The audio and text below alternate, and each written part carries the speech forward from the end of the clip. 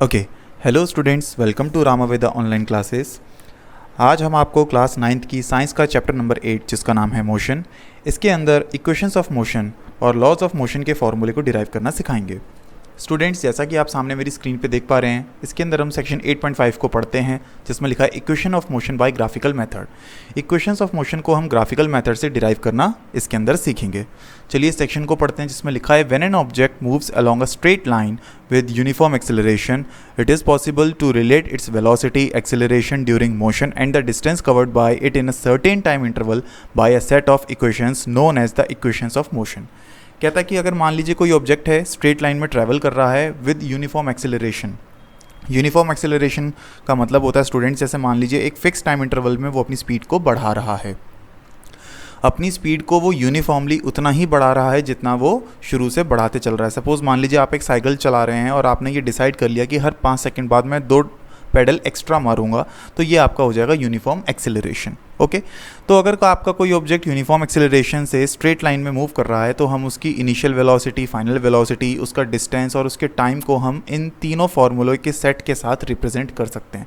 कहने का मतलब ये है कि उसकी वेलोसिटीज़, उसका डिस्टेंस कवर्ड और उसका टाइम टेकन हम इन 3 फार्मूले से निकाल सकते हैं, जिसको हम इक्वेशंस ऑफ मोशन कहते हैं। बच्चों ये चीज़ आपको याद रखनी है, ये चीज़ आपको ध्यान में रखनी है कि जो इसमें मोशन हो रहा है वो स्ट्रेट लाइन मोशन हो रहा है, लीनियर मोशन हो रहा है। ओके स्टूडेंट्स, ओके, इसमें सबसे पहला सेक्शन आता है section 8.5.1 equation for velocity time relation. तो सबसे पहले इसके अंदर हमें ये ग्राफ दिखाया जाता है। आप जैसा कि इस हमारी स्क्रीन पे देख पा रहे हैं, ये ग्राफ है वेलोसिटी और टाइम से रिलेटेड। ये हमारा ग्राफ इन दोनों के रिगार्डिंग बनाया गया है। ये जो ग्राफ है ये तीनों ही इक्वेशंस ऑफ मोशन का कंबाइंड ग्राफ है। इसमें हम क्या देख रहे हैं कि कुछ डिस्टेंस पे हमारा जो ऑब्जेक्ट है वो ट्रैवल करना शुरू करता है और लीनियरली हमारे ग्राफ को फॉलो करता है।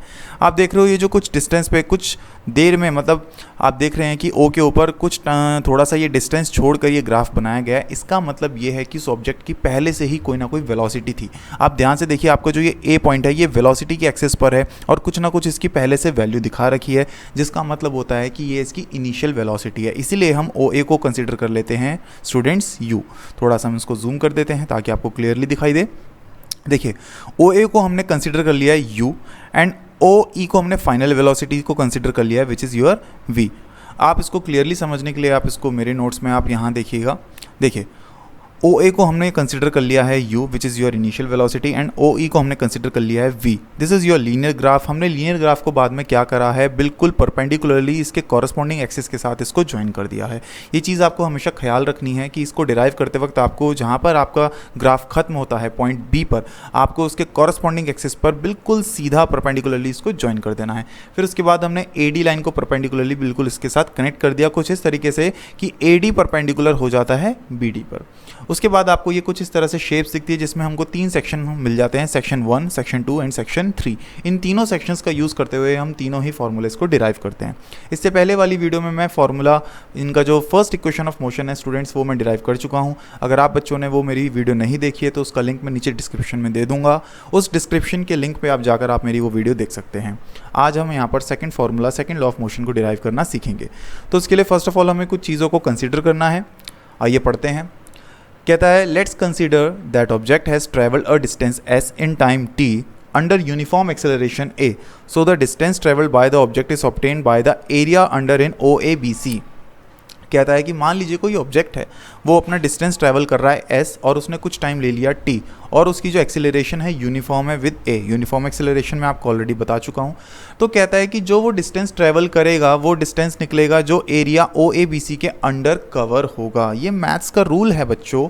आपको अगर किसी चीज़ का डिस्टेंस निकालना होता है, अभी ये देखिए हमारा डिस्टेंस ये है ए बी, इसने इस तरह से कुछ ट्रैवल किया है, तो ए बी के अंडर कौन कौन सा एरिया आ रहा है आप ये ध्यान से देखिए। जहाँ पर ये मैं इस माउस को हिला रहा हूँ ये पूरा एरिया कवर अप हो रहा है। अब बच्चे ये सोचते हैं कि सर ये एरिया ऐसे भी तो जा सकता है, ये एरिया ऐसे भी जा सकता है, लेकिन मैंने आपको बताया है हमने जो उसका बॉर्डर सेट किया है वो बॉर्डर हमने परपेंडिकुलरली सेट किया है। तो हमारा जो एरिया है इस लाइन से बाहर नहीं जाएगा, बिल्कुल सीधा सीधा परपेंडिकुलरली हम इसका एरिया अंडर डाउन की तरफ हम इसको लेते हैं। तो अब आप देखिए हमें कौन कौन सी शेप मिल रही है, OABC।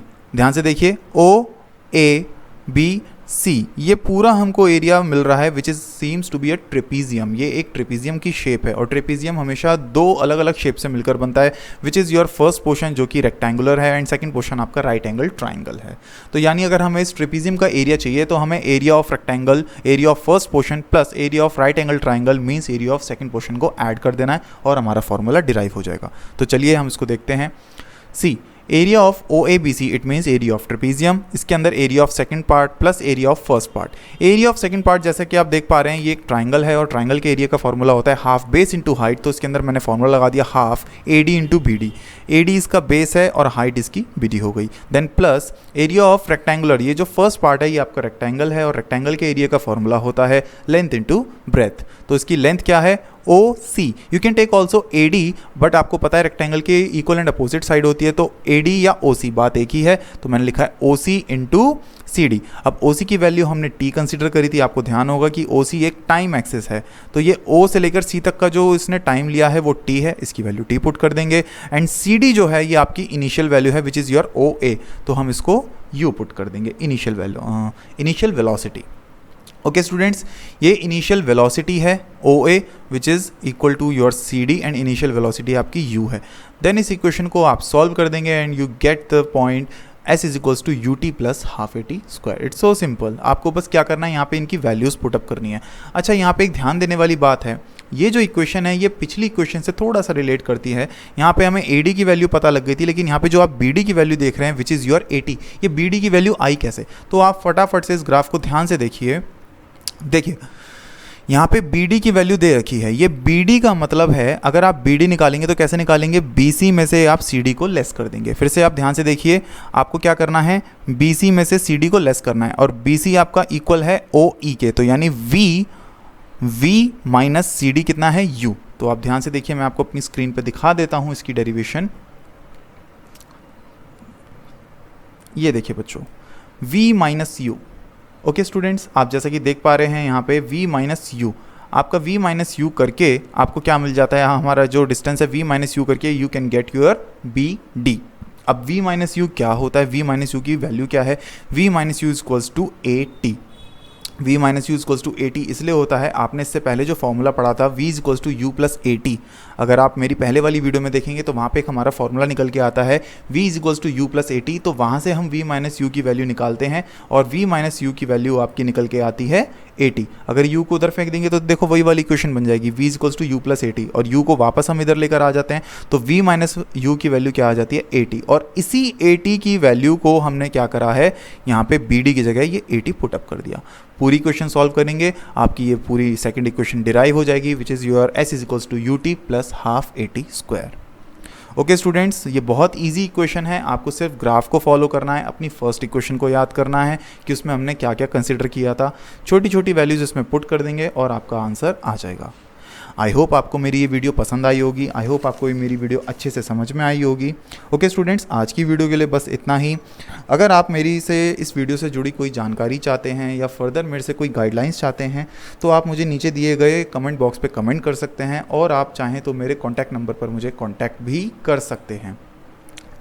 तो अपना वैल्यूबल फीडबैक ज़रूर दीजिए मुझे कमेंट में, और ज़्यादा से ज़्यादा इस वीडियो को सब्सक्राइब करें, शेयर करें, ताकि और भी स्टूडेंट्स इसको अच्छे से जान पाएँ और NCERT के इन टॉपिक्स को अच्छे से समझ पाएँ।